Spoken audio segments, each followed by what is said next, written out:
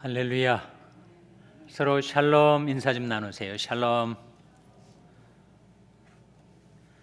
네, 오늘도 금요성경 공부에 잘 오셨습니다. 우리 찬송가 453장 함께 부르시겠습니다.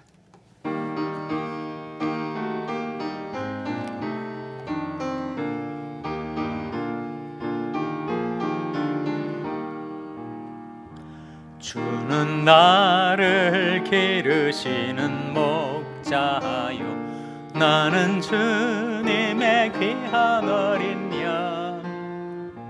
푸른 풀밭 맑은 시냇물 가로 나를 늘 인도하여 주신다. 주는 나의 좋은 목자, 나는 그의 어린 양. 저를 따라 꼴을 먹여주시니 내게 부족함 전혀 없어라. 예쁜 새들 노래하는 아침과 노을 비키는 고운 황혼에 사랑하는 나의 목자 음성이 나를 언제나 불러주신다.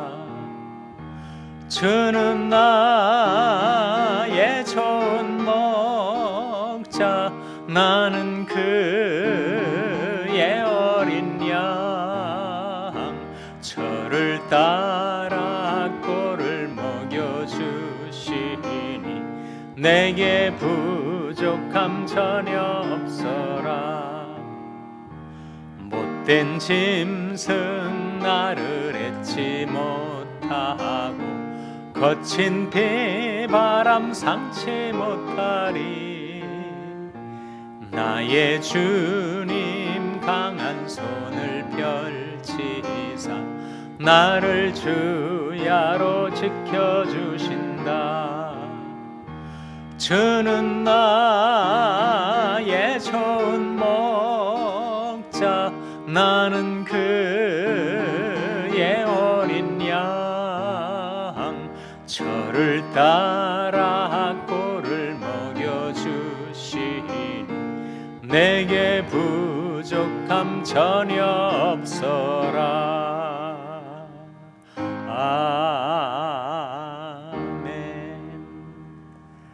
한 장 더 부르겠습니다. 235장 부르시겠습니다.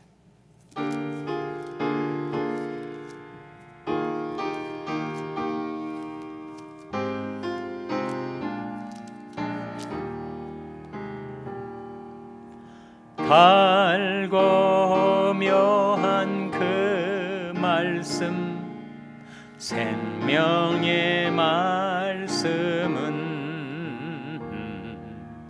귀한 그 말씀 진실로 생명의 말씀이 나의 길과 믿음 밝히 보여주니 아름답고 귀한 말씀 생명샘이로다.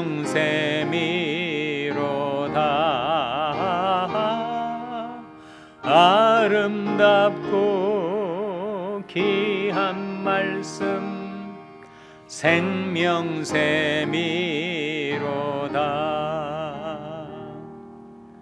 귀한 그 말씀 내 노래 제목이 되도다. 모든 사람의 복주는 생명의 말씀을 값도 없이 받아 생명길을 가니 아름답고 귀한 말씀 생명샘이로다.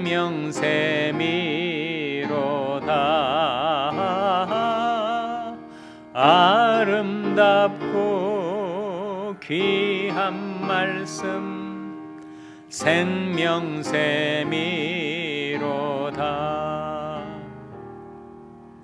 널리 울리고 퍼지는 생명의 말씀은 마음의 용서와 평안을 골고루 주나니 다만 예수 말씀 들어 복을 받네. 아름답고 귀한 말씀 생명샘이로다.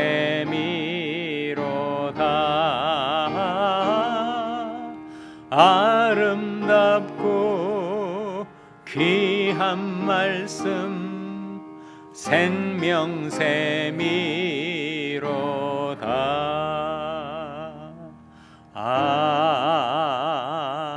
아멘.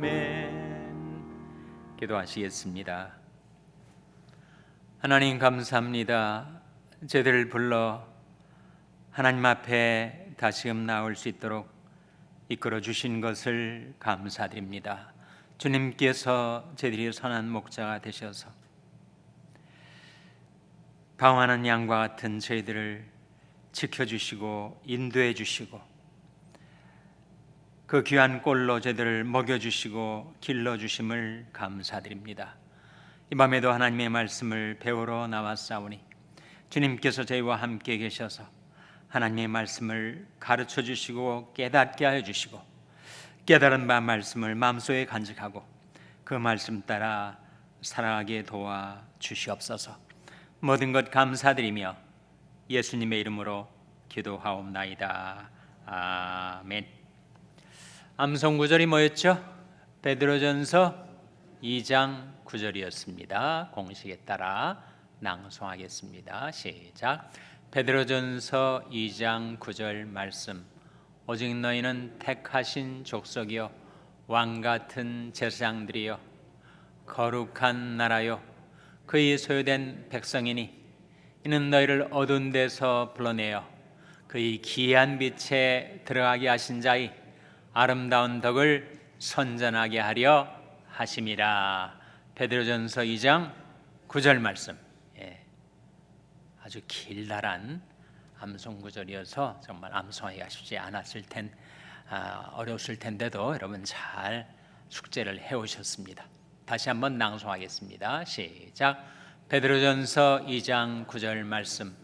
오직 너희는 택하신 족속이요 왕같은 제사장들이요 거룩한 나라요 그의 소유된 백성이니 이는 너희를 어두운 데서 불러내어 그의 기이한 빛에 들어가게 하신 자의 아름다운 덕을 선전하게 하려 하심이라. 베드로전서 2장 9절 말씀. 아멘. 잘하셨습니다. 오늘은 우리 교재의 마지막 과가 되겠습니다. 190페이지 1:1 양육 방법. 오늘 함께 공부할 내용이 되겠고요. 한 페이지 더 앞에 넘기면 11번째 만남 188페이지 11번째 만남, 이 훈련을 마친 분께 마지막 과이니만큼 지금까지 배운 내용을 정리하고 복습할 수 있도록 잘 요약을 해 주었으니까 이 페이지 내용을 우리 함께 보시도록 하겠습니다. 이 훈련을 마친 분께 첫 번째 단락에 보시면 당신은 예수 그리스도를 만나서 알게 된 이후로 지금까지 그의 제자가 되기 위해 훈련 받았습니다. 예수 그리스도를 믿음으로 구원받은 것을 확인했을 뿐 아니라 예수 그리스도를 통해 알게 된 하나님의 속성 때문에 이 세상을 보는 태도가 달라졌습니다.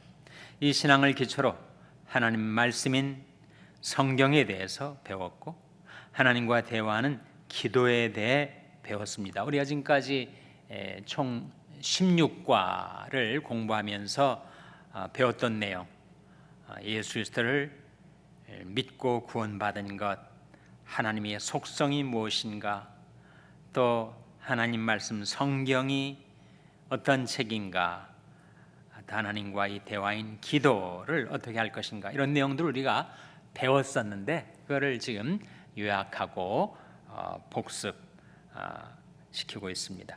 두 번째 단락, 그리스도 안에서 한 몸인 형제 자매들과 교제하는 것의 중요성을 깨닫는 한편 이 세상에서 그리스도의 증인이 되어야 함을 깨닫게 되었습니다. 계속되는 신앙생활에서 성령 충만의 비결을 배웠으며 이에 따라 사탄의 시험을 이기는 비결도 배웠습니다. 그리스도를 따르는 제자가 되기 위해 전적으로 주님께 순종하고 그분의 사역에 동참하기로 결심했습니다. 우리가 배웠던 과의 제목들을 쭉 지금 리마인드 시켜주고 있지 않습니까? 성도의 교제, 그리스도의 증인된 삶, 또 성령 충만의 비결, 시험을 이기는 비결, 또 주님께 순종하는 삶, 그분이 사역에 동참하는 것에 대해서 우리가 배웠었죠. 좀 기억이 나십니까? 기억이 좀 가물가물하십니까?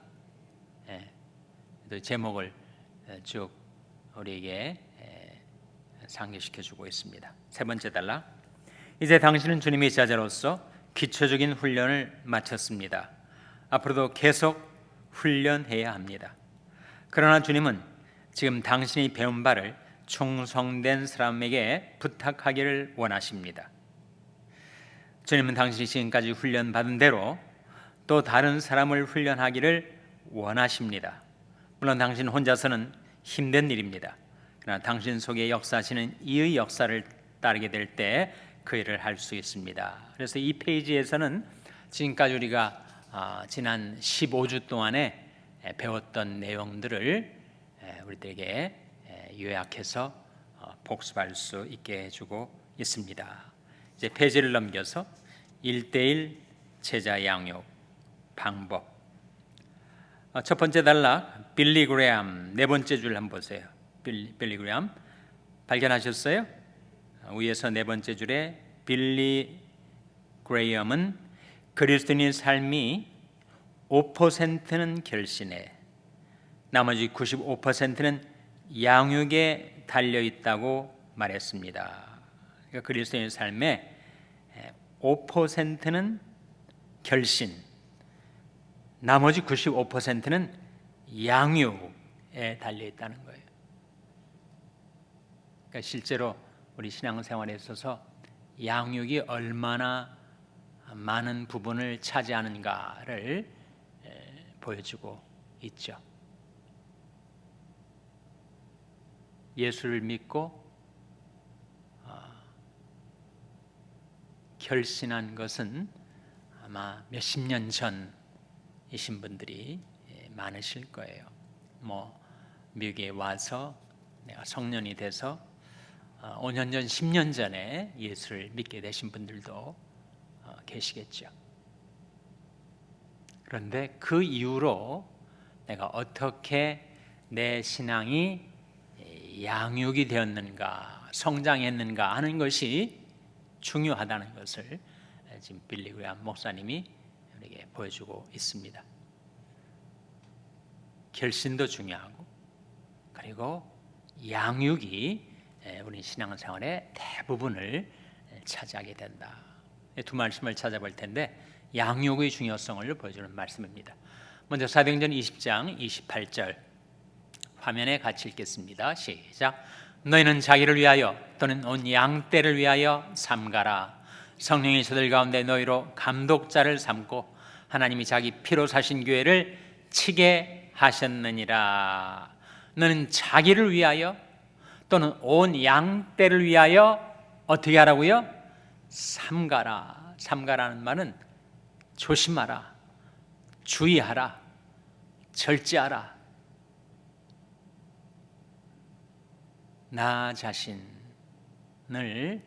잘 삼가고 그리고 주님의 양들을 잘 돌보라.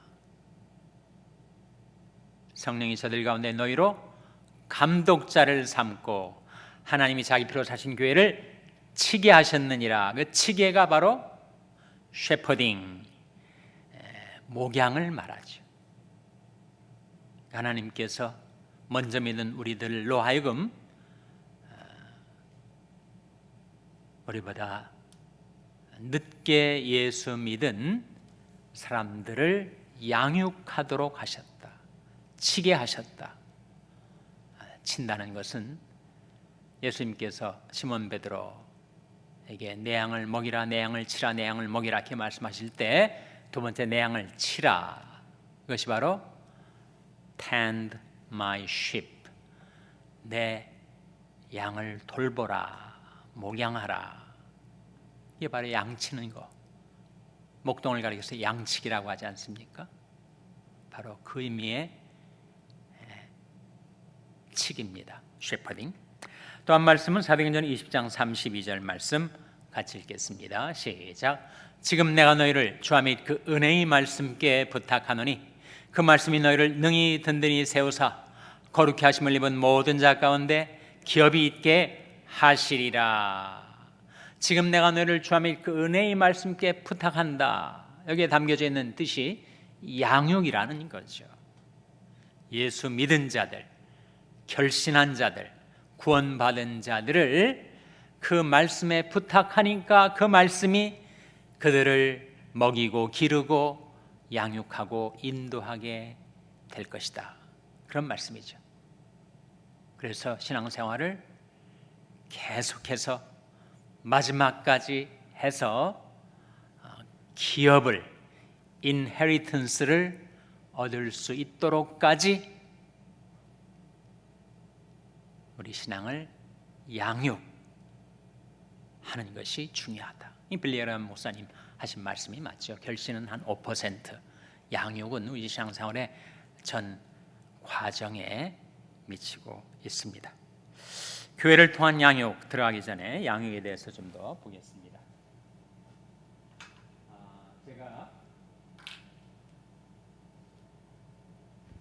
제가 원을 5개를 그릴 텐데요.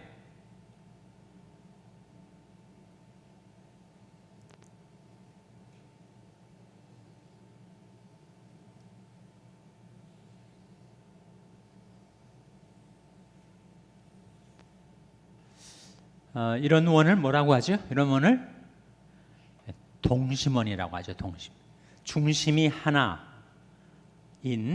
이런 원들을 동심원이라고 합니다.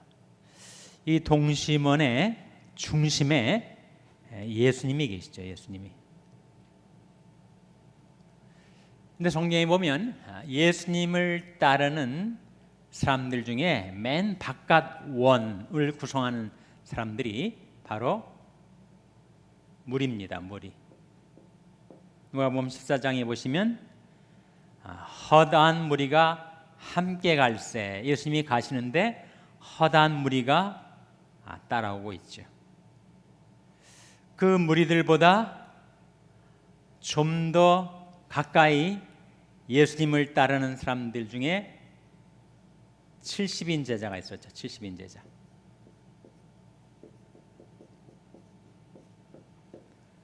그리고 70인 제자보다 더 가까이 예수님을 따르는 사람들이 있었으니 12제자가 있죠. 12제자. 그리고 12제자보다 더 가까이 예수님에게 근접해 있었던 3제자가 있었습니다. 이 3제자의 이름이 뭐죠?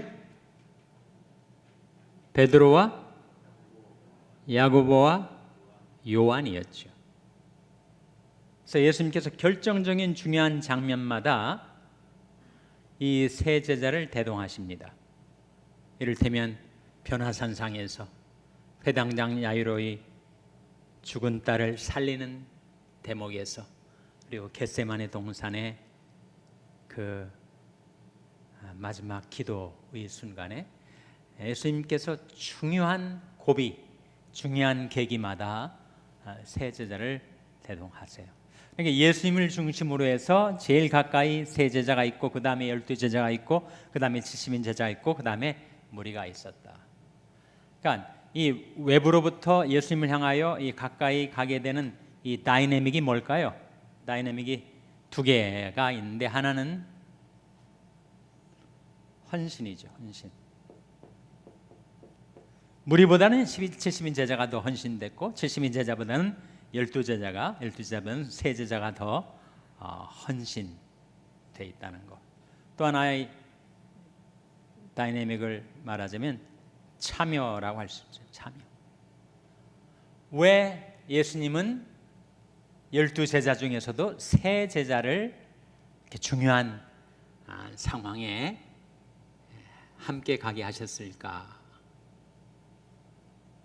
물론 주님의 주권적인 선택이었겠지만, 제자들 편에서 보면 그 위기 순간에 함께 참여할 수 있는 믿음이 그들에게 있었다는 거죠. 그래서 이런 동심원을 우리가 생각할 수가 있고, 얼만큼 우리가 주님께 헌신하고 또 주님의 사역에 참여하는가에 따라 우리가 점점 동심원이 중심을 향해서 나아가는 삶을 살 수가 있게 됩니다.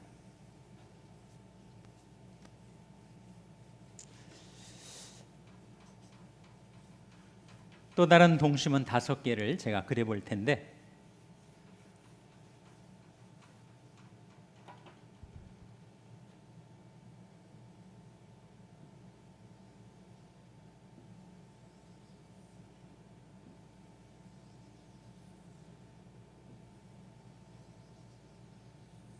이것도 역시 동일한 중심을 가진 5개의 동심원입니다. 우리 남가주에 있는 세들백 처치라는 교회가 있어요. 거기에 이제 지금은 은퇴하셨지만 릭 워린 목사님이, 그가 지은 책이 정말 초대형 베스트셀러입니다. 전 세계적으로 Purpose Driven Life, 목적이 이끄는 삶이라는 책은 3천만 권이 넘게 팔렸다고 하고, 거기에 2부작과 같은 또 다른 책이 The Purpose Driven Church라고 해서 목적이 이끄는 교회라는 그 책 속에 한 교회를 놓고 볼 때 이 맨 바깥에 그 교회가 위치한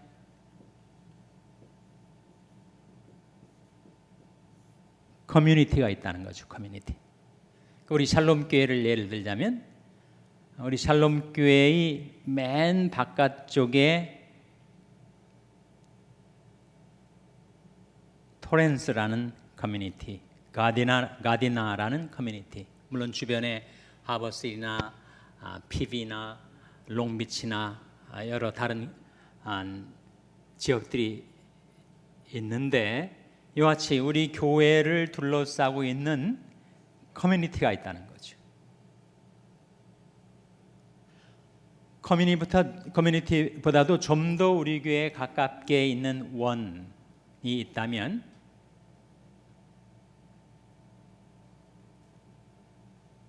사실은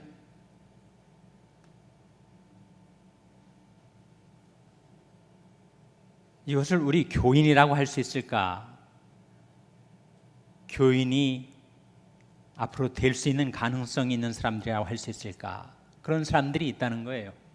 그것을 가리켜서 crowds라고 합니다. crowd. 아까 우리가 봤던 무리와 같은 거죠.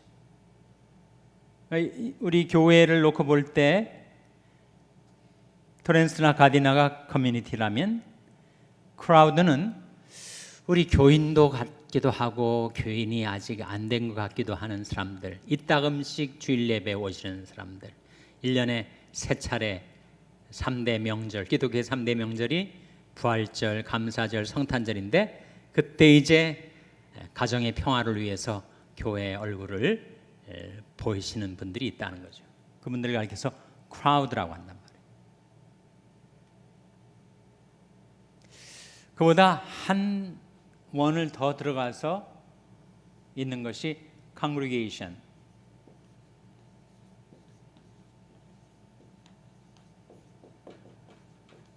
다 C로 시작하지 않습니까? congregation은 회중이란 말이죠. 그러니까 우리 주일 예배에 참석하는 우리 교인들이 바로 congregation이라고 할 수가 있습니다. 그보다 한 단계 더 가까운 동심원이 있는데 그걸 가리켜서 커미리드라고 릭 워린 목사는 명명을 했습니다. 커미리드란 말은 헌신된 사람 그런 뜻이죠. 그리고 그보다 더 가까이 교회의 중심부에 있는 사람을 가리켜서 코어라고 합니다. 코어, 핵심이란 말이죠. 여기도 다 C로 시작되잖아요. 그래서 한 교회를 놓고 볼 때 그 교회가 위치한 커뮤니티가 있고, 그리고 교회 주위를 맴도는 크라우드가 있고, 그 교회의 회중이라고 하는 컨그리게이션이 있고, 그 중에서 헌신된 사람들, 제자라고 할 수 있겠죠.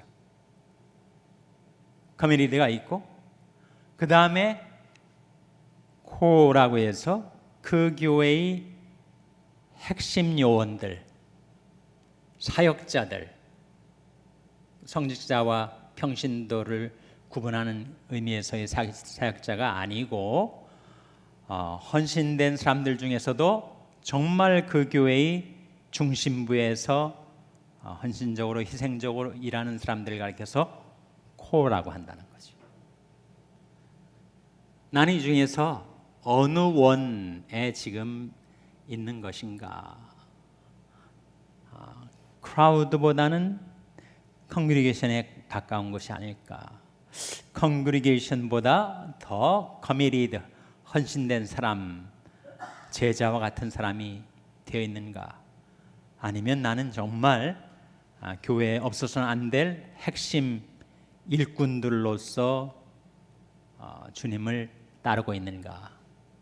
그걸 한번 자기 자신의 위치를 가늠해 보시기 바랍니다. 똑같이 이 바깥에서부터 이 중심을 향하여 나아가는 두 다이내믹은 헌신과 참여입니다. 얼만큼 주님께 헌신돼 있고 얼만큼 주님의 일에 참여하고 있는가, 그것에 의해서 이 동심원, 5개의 동심원 중에서 나의 위치가 확인이 될 수가 있겠죠.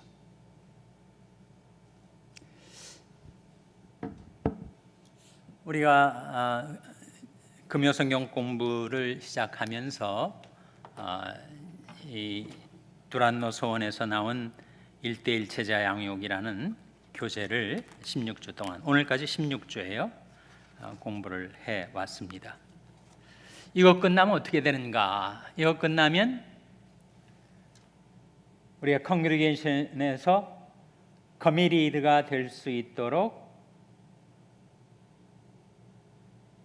제자 훈련을 받아야 되겠죠. 3권의 책을 앞으로 매 학기마다 공부하게 될 거예요. 그리고 커뮤니티에서 코가 될 수 있도록 사역훈련이라는 교재 3권을 또 공부하게 될 겁니다. 그러니까 총 7권의 교재를 사용해서 우리가 단순한 컨그리게이션에서 커미리드, 헌신된 제자가 되고, 헌신된 제자에서 더 주님께로 헌신하고 참여를 해서 교회의 코어가 될 수 있는, 사역자가 될 수 있는 사역 훈련을 우리가 받게 될 거예요. 전체 7권으로 구성된 우리 교육 가운데 우리가 1권을 우리가 끝낸 거고, 이제 가을 학기에 가면 제자훈련 3권과 그리고 사역훈련 3권, 남은 6권 중에서 두 번째 권, 바로 제자훈련의 첫 번째 책을 공부하게 될 겁니다. 이것은 6주로 되어 있어요. 그래서 가을 학기가 몇 주 동안 진행되겠습니까? 6주로 진행이 됩니다. 이번 봄 학기는 몇 주였다고요? 16주였습니다. 그러니까 가을 학기는 가뿐하게 우리가 한 학기를 마칠 수 있게 됐어요. 이런 절호의 기회를 여러분이 이용하시기 바랍니다.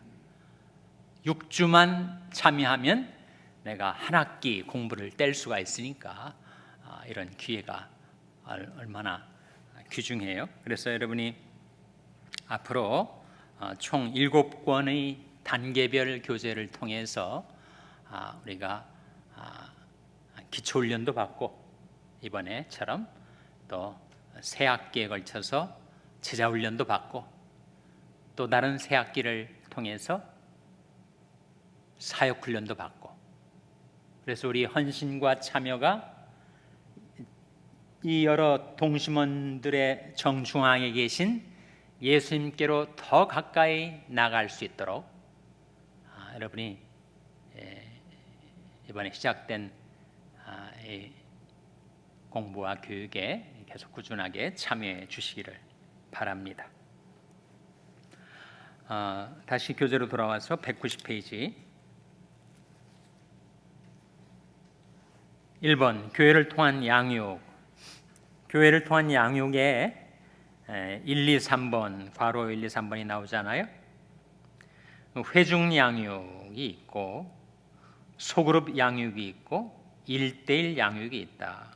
회중 양육은 참여하는 모든 교인들이 함께 하는 그런 양육이고, 소그룹 양육은 좀 더 작은 규모로 그룹을 나눠서 말씀을 배우는 방식이고, 1대1 제자 양육은 1대1 양육은 이제 한 사람이 다른 한 사람을 양육하는 그런 방식입니다. 1대1 양육의 기본 개념. 양육자는 선생이나 강사가 아니라 영적인 뭐가 되어야 된다고요? 부모가 되어야 한다. 고린도전서 4장 15절 같이 읽겠습니다. 시작. 그리스도 안에서 1만 스승이 있으되 아비는 많지 아니하니 그리스도 예수 안에서 복음으로써 내가 너희를 낳았음이니라. 이 바울이 고린도 교인들을 향하여 그리스도 안에 1만 스승들이 있을 수 있겠지만 나는 복음으로써 너희를 낳은 아비다 라고 자기를 소개하고 있지 않아요? 그러니까 바울에 의해서 고린도 교회가 세워지고 또 고린도 교회가 양육되었으니 바울은 그들에게 영적인 아버지였다는 거죠. 다음 말씀 갈라디아서 4장 19절 같이 읽겠습니다. 시작. 나의 자녀들아 너희 속에 그리스도의 형상이 이르기까지 다시 너희를 위하여 해산하는 수고를 하노니. 그리스도의 형상이 이르기까지 다시 너희를 위하여 어떤 수고를 한다고요? 해산하는 수고를 한다. 해산하는 수고는 아버지가 하는 거예요? 어머니가 하는 거예요? 물론 어머니가 하는 거죠. 그러니까 아버지처럼 양육하기도 하고 어머니처럼 사랑으로 기르기도 하고 그런 말씀이죠. 복음으로 낳아준 부모가 계속 양육할 수도 있고 이미 복음으로 새롭게 태어난 다른 사람들이 맡아서 양육할 수도 있습니다. 그럴 때는 영적인 양부모가 되는 셈입니다. 그렇겠죠. 양육의 과정은 단순한 지식을 전달하는 과정이 아니라 부모가 자녀를 키우는 것과 같은 과정이 필요합니다. 데살로니가전서 2장 7절 8절 같이 읽겠습니다. 시작. 오직 우리가 너희 가운데서 유순한 자 되어 유모가 자기 자녀를 기름과 같이 하였으니 우리가 이같이 너희를 사모하여 하나님의 복음으로만 아니라 우리 목숨까지 너에게 주기를 즐겨함은 너희가 우리 사랑하는 자 됨이니라. 여기서 사도 바울은 데살로니가 교인들에게 자기는 무엇과 같다는 겁니까? 유모와 같다. 이 유모는 내니를 가리키는 것이 아니라 생모를 가리켜요. 자기가 낳은 자식을 저주로 키우는 어머니를 가리키는 거죠. 그러니까 자기가 어머니처럼 데살로니가 교인들을 사랑으로 양육하였다라고 말하고 있는 거죠. 베드로전서 2장 2절도 읽겠습니다. 시작. 갓난 아이들 같이 순전하고 신령한 젖을 사모하라. 이는 이로 말미암아 너희로 구원에 이르도록 자라게 하려 함이라. 자기는 유모고, 그리고 자기가 양육하는 사람들은 갓난 아이들에게 정말 젖이 필요하지 않겠어요? 생명에 직결되어 있죠. 아이들은 젖을 안 먹으면 죽으니까. 뿐만 아니라 젖을 먹어야 성장할 수가 있다.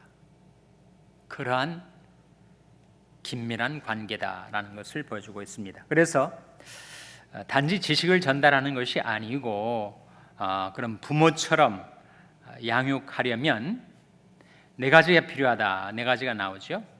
첫째로 따뜻한 사랑이 필요하다. 둘째로 영적인 양식을 먹여줘야 된다. 셋째로 세심한 보호가 필요하다. 넷째로 엄격한 훈련이 필요하다.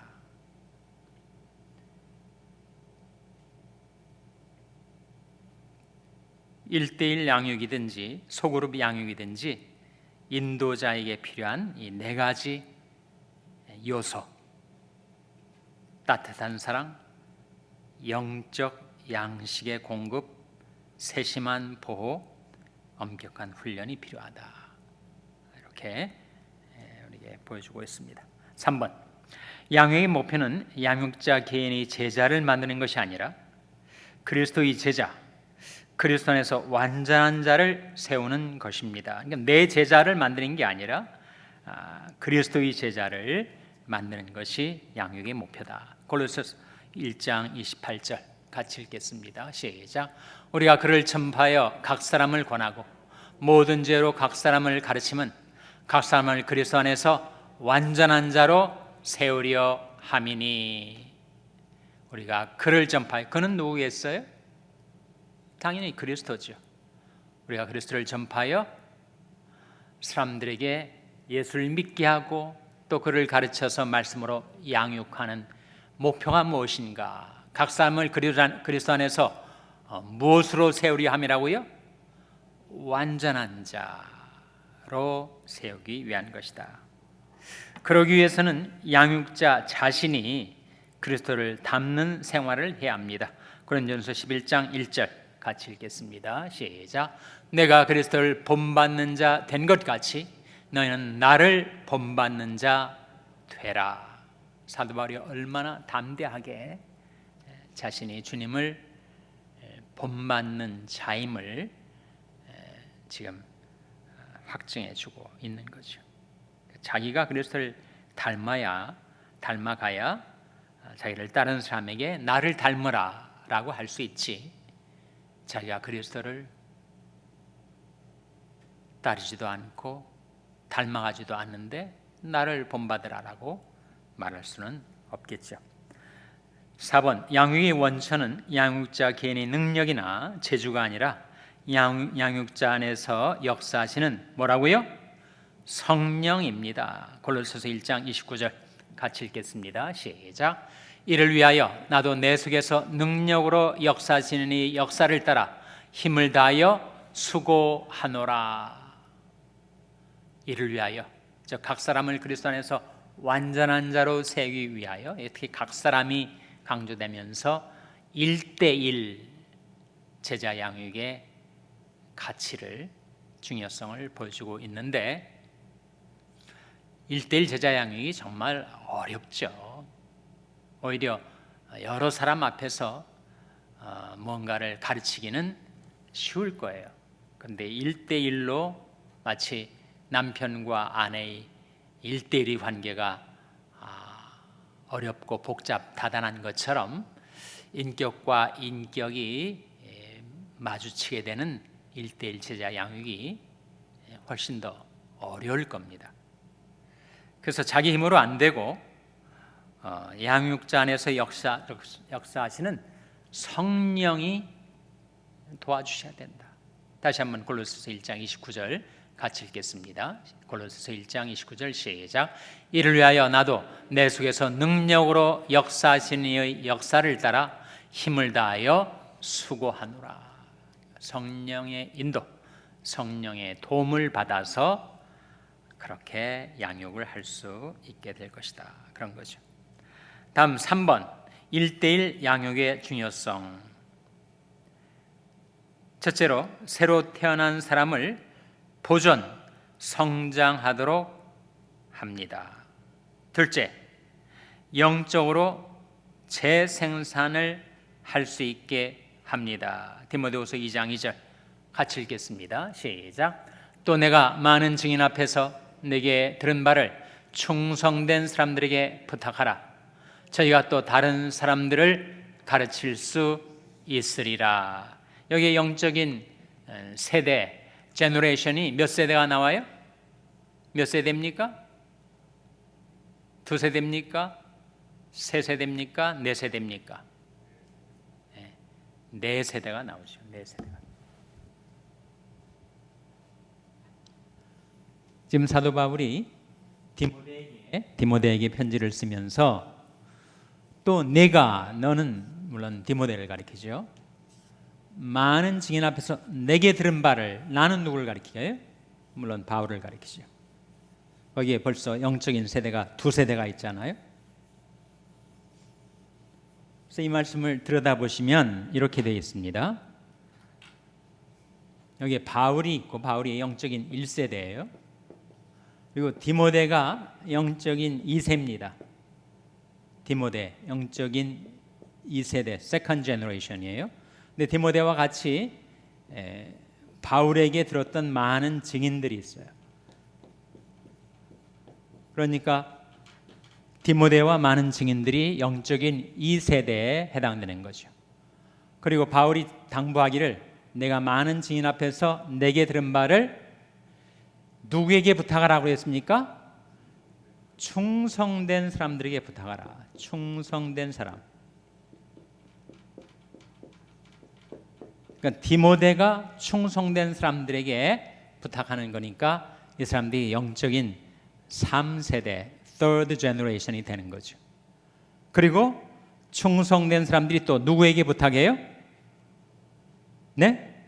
저희가 또 다른 사람들을 가르칠 수 있으리라. 다른 사람들이 또 나오잖아요. 영적인 4세대, fourth generation이 되는 거죠. 그러니까 바울이 영적인 1세대, 디모데가 2세대, 충성된 사람들이 3세대, 다른 사람들이 4세대.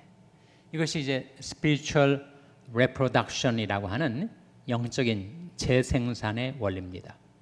그러니까 바울은 디모데에게, 디모데는 충성된 사람들에게, 충성된 사람들은 다른 사람들에게 계속해서 복음을 전하고 그들을 양육하는 이 방식이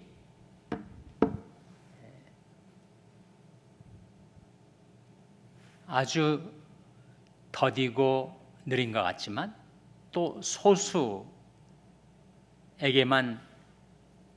효과가 있을 것 같지만 이것이야말로 기하급수적으로 복음의 재생산이 이루어지는 길이다 하는 거죠. 영적인 이 4세대 발견하셨죠? 다시 한번 디모데후서 2장 2절 읽어보시면서 확인하시기 바랍니다. 같이 읽겠습니다. 시작. 또 내가 많은 증인 앞에서 내게 들은 바를 충성된 사람들에게 부탁하라. 저희가 또 다른 사람들을 가르칠 수 있으리라. 바울이 1세대, 디모데가 2세대, 그리고 충성된 사람들이 3세대, 다른 사람들이 4세대로 나오고 있습니다. 3번, 가르치는 은사가 제한된 평신도들도 그러니까 가르치는 은사가 풍성하게 주어진 사람도 있고 또 제한된 정도로 주어진 사람들도 있지만 평신도들도 얼마든지 이 양육 사역을 감당할 수가 있습니다. 해서 사도행전 18장 26절 한번 화면에 같이 읽겠습니다. 시작. 그가 회당에서 담대히 말하기를 시작하거늘 브리스길라와 아굴라가 듣고 데려다가 하나님의 도를 더 자세히 풀어 이르더라. 이 말씀 속에 그는 누구를 가리켜요? 네? 이때 그는 아볼로를 가리킵니다. 아볼로. 그러니까 아볼로는 성경에 능한 자였거든요. 그런데 예수 그리스도에 대해서 아주 초보만을 알고 있었어요. 그래서 아볼로보다는 성경을 훨씬 적게 알았지만 이 브리스길라와 아굴라 부부가 가가지고 그 아볼로에게 그리스도에 대한 도를 자세히 가르쳐 줍니다. 그래서 나중에 아볼로가 아주 위대한 교사로서 복음을 위해서 쓰임을 받게 되고 고린도 교회를 담당하는 목자가 되죠. 그러니까 바울이나 아볼로가 전문 사역자라면 브리스길라 아굴라 부부는 바울이나 아볼로만큼은 가르침이 은사를 풍부하게 받지 않고 한정된 정도로 받아줄지 몰라도 그들이 오히려 아볼로와 같이 장차 위대한 사역을 해나갈 사람들의 스승이 되었다는 거죠. 스승. 그래서 제가 헨리에타 미어즈 여사의 이야기를 한 적이 있는데 그는 목사도 아니고 선교사도 아니고 단순한 크리스천 에듀케이터, 기독교 교육자였어요. 교회에서도 평신도 성역 공부를 인도하고 했던 그런 분이었지만 그가 인도하는 성경 공부에서 나온 인물들이 빌리 그레엄, CCC의 빌 브라이트, 내비게이터 선교의 도슨 트로트맨, 미국 상원 채플린이었던 로버트 헬버슨, 이런 인물들이 다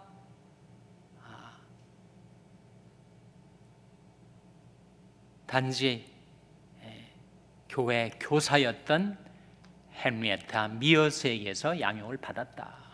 그 사실이 우리에게 시사하는 바가 크지 않습니까?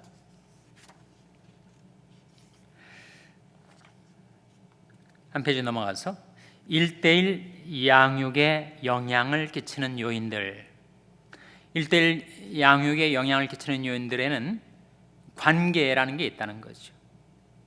양육의 방법론, 우리는 항상 메소돌로지나 메소드에 관심이 많지만 더 중요한 것은 관계다. 나와 주님의 관계, 나와 피양육자와의 관계가 더 중요하다. 그것이 지식이나 방법론보다 더 중요하다. 두 번째는 헌신이 필요하다. 셋째는 뭐가 필요하다고요? 집중이 필요하다. 네 번째는 이게 단기간에 한두 주에 끝내게 되는 것이 아니라 하는 거죠. 1:1 양육에는 속성이라는 지름길이 없습니다. 예수님은 3년 동안, 바울은 두란노 소원에서 2년 동안, 아니면 적어도 6개월 동안은 지속적으로 양육이 되어야 한다. 그런 내용이 나와 있죠. 다음에 환경이 중요하다. 1:1 양육은 설교나 예배를 대신할 수 없습니다. 1:1 양육이 제대로 이루어지기 위해서는 교회의 영적인 분위기가 필수적입니다. 그래서 이제 이 과를 마치면서, 또 이 책을 마치면서 186페이지 한번 보세요. 186페이지. 여러분 가지고 계신 교재 186페이지. 그리고 화면에 보시면 186페이지에 나와 있는 그림하고 같은 그림이 지금 떠 있습니다. 이게 지금 우리 교재에서 자주 나왔던 그림인데 무슨 그림인가? 이게 모양은 무슨 모양이죠? 선박의 키, 배의 키를 말합니다. 이때 키라는 말은 열쇠를 말하는 게 아니라 순수한 한글이에요. 그러니까 배 그 조종 탈을 가리킵니다. 영어는 rudder라고 하죠. 그러니까 아무리 거대한 선박이 있어도 이 선장이 항해사가 이 키만 잡고 있으면 조종을 할 수 있다는 거예요. 다시 한번 그림을 보시면 이 그림의 핵심부 정중앙에 뭐가 있습니까? 그리스도가 있죠. 그리고 맨 바깥 부분에 뭐가 있어요? 그리스도가 다스리는 삶이 있습니다. 그리고 이 X에 해당되는 그 핵심 축, 거기서 모든 에너지가 나오는데 그리스도 바로 다음에 원에 뭐가 있어요? 구원의 확신, 그리고 하나님의 속성이 있죠. 그 다음에 다음 동심원의 다음 칸에 위에서 시계 방향으로 보시면 성경, 기도, 교제, 전도, 성령 충만, 시험, 순종, 사역, 우리가 배운 것들 아니에요? 그래서 이런 것이 이루어질 때 우리가 타고 가는 인생의 배가 방향을 잃지 않고 이 조종타가 바로 되어 있으니 우리 모든 신앙생활이 컨트롤이 되고 그리고 그리스도께 받은 에너지를 우리 삶의 전 영역에 미치게 하고 또 우리가 타고 가는 인생의 배가 그리스도의 영광을 위하여 나아갈 수가 있게 되는 것이다 하는 거죠. 이해가 되시죠? 그래서 이 그림이 단순한 그림이지만 굉장히 의미심장한 그림이고 자주 한번 이 그림을 떠올려 보시기를 바랍니다. 여기까지 이제 오늘 교재를 다 마치도록 하겠습니다. 질문이 없으시겠죠? 여러분이 워낙 이해를 잘 하시니까 따로 질문이 없으실 것 같고 오늘은 성경 암송 숙제는 없습니다. 좋으시죠? 가락기 가가지고 제가 무슨 숙제를 냈는가 기억이 안 날 것 같아가지고 생략을 하겠습니다. 우리 성인교육부에서 종강 파티를 준비했으니까 여러분 다 친교실로 오셔서 다과를 드시면서 좀 대화를 나누고 그 다음에 돌아가시기 바랍니다. 아시겠죠? 기도하시겠습니다. 하나님 아버지, 지난 16주간 제디 하나님의 말씀을 배우고 또 그 말씀을 통하여 우리 주 예수 그리스도를 알게 하시고 하나님을 알게 하시고 또 하나님의 말씀을 배운 바대로 저희들 삶에 적용하며 살아오게 해주신 것을 감사드립니다. 앞으로도 계속해서 이 성경 교육과 훈련을 통하여 저희들이 그리스도를 향하여 점점 더 가까이 나아가고 헌신하고 참여하여 주님의 제자가 되고 또 주님을 위한 사역자로서 하나님 앞에 쓰임받게 하여 주시옵소서. 저희들이 베푸신 하나님의 모든 은혜와 사랑에 감사와 찬양을 드리옵고 예수님의 이름으로 기도하옵나이다. 아멘. 친교실로 다 가주시기 바랍니다.